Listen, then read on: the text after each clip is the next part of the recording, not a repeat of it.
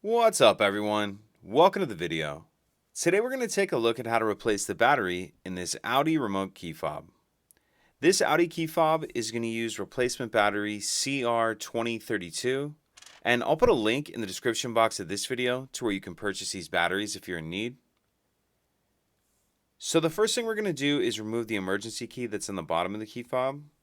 That's done by pressing this button here on the back that my thumb's on, and then the emergency key will pull out like that. After we get the emergency key out, what we need to do is pull this center piece out. So you can see there's a silver button here that my thumb's on, and then on the other side that my pointer finger's on, you see there's another kind of black button. So I'm going to press those both in at the same time, and then this middle piece will pull out, and this does take a good amount of pressure to get this out. That comes out like that. We see our battery right here.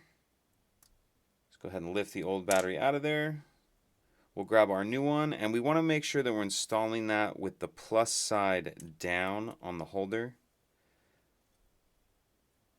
Okay.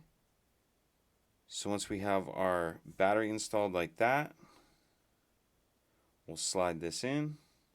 And if you're holding it with the buttons facing up, the black button goes up, silver one on the bottom.